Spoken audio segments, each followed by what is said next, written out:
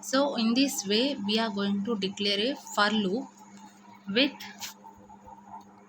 initialization, then test counter and increment counter. And let us see the example.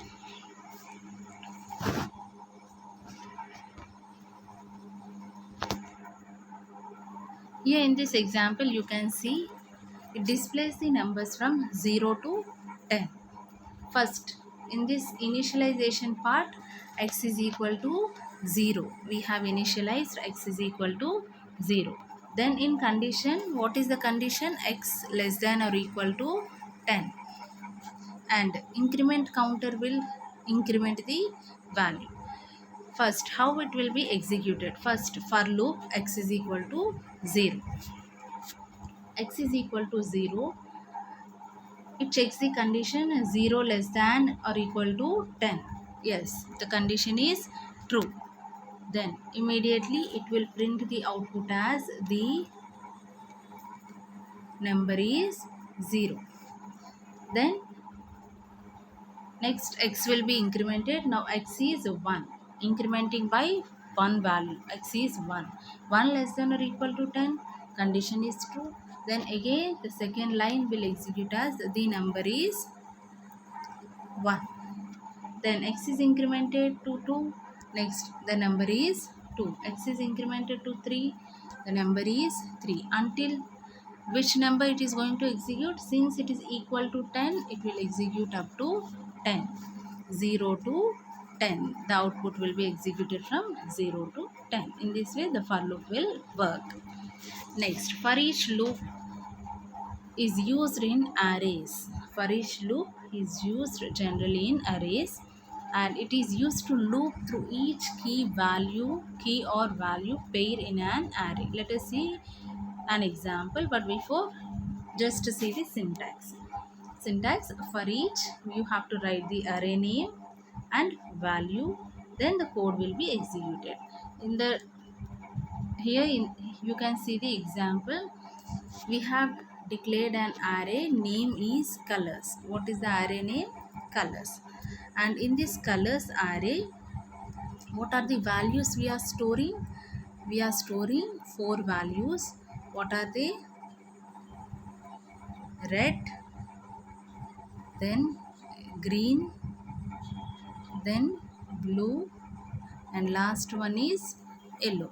What are the 4 values? Red, green, blue and yellow. And what is the array name?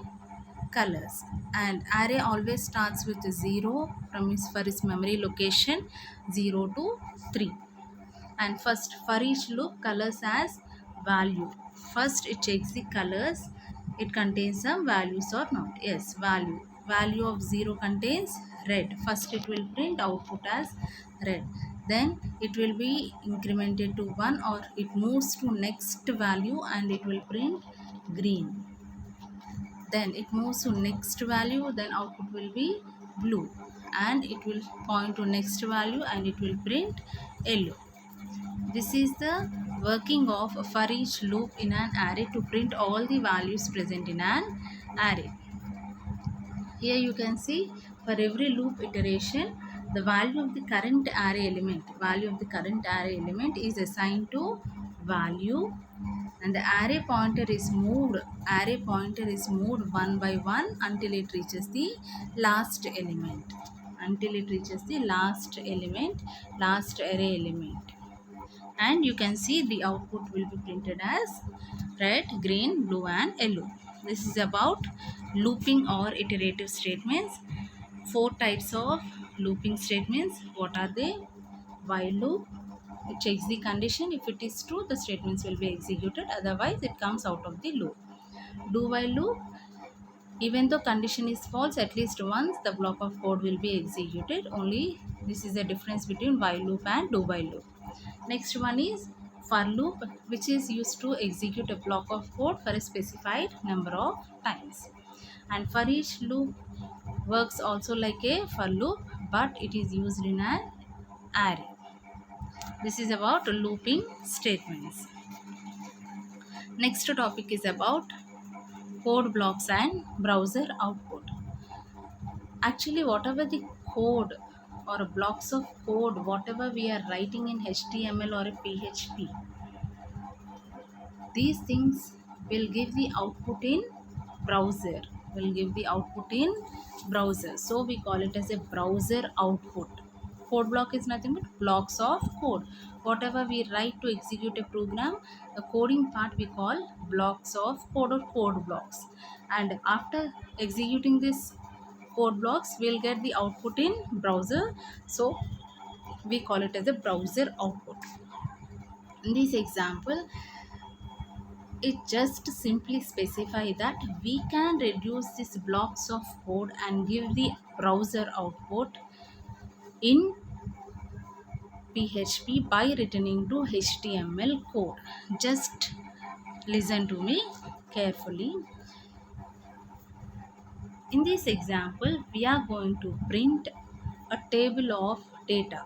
In this example, we are going to print a table of data, and in this table we have today prices in dollars, and we have three columns. One is 14 rupees, 32 rupees and 71.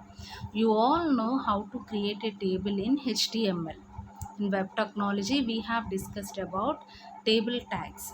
Table tags contains, in order to create a table we have table tag, then for table row we have tr, table data we have td.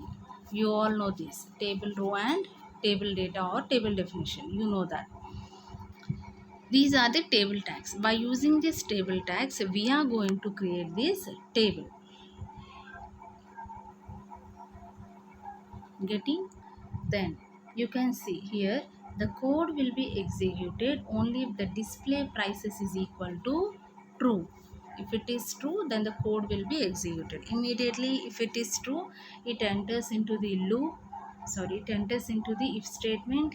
Then it creates a table border of 1. See here in this table you can see double lines, you can see here, that is displayed by using this table border. You have given the border as 1. Okay, then column span is equal to 3. That means you have divided into 3 columns here, you can see.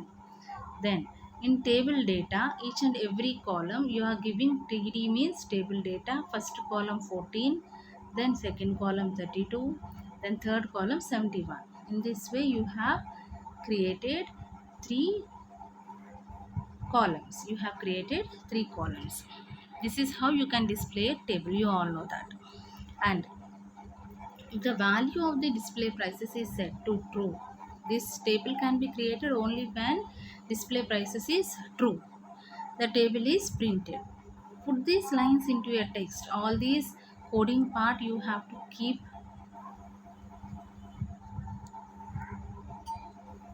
You have to keep. He is telling that test multi echo dot php. Give the name as that dot php and put the file in the web server document root. He is mentioning just like that. But the idea behind this code block and browser output is to reduce the coding part. Is telling to reduce the coding part, avoid all these echo statements, and put this if statement in a PHP block, close it, and write this coding part in HTML, not in PHP but in HTML. And you can reduce or you can avoid all these double quotations and echo statements. You can reduce the block of code. By using this method, we can change the program like this, same the above program, but you have reduced, like here you can see you wrote echo statement in a previous example, but in this you have avoided this echo statement and double quotes. You can reduce this coding part by returning to HTML code. There is nothing wrong with the way this is coded, the above coding, but you can save yourself some typing by simply slipping back into HTML mode within the code block. You can see here, you can see after if statement you are coming out of PHP and you are returning to HTML. Immediately after the coding you are getting back to PHP. Here you can see PHP, returning to HTML, then again PHP. You can reduce or you can avoid this echo and double quotes, or you can escape quotation marks and wrapping output in echo statements. This is done in code blocks and browser output. Very simple thing, only repetition of the same program, but this is very important for your final exam. Hope you all understood. Once do revision of these conditional statements and looping statements and code blocks and browser output. Tomorrow we'll see working with functions. Thank you.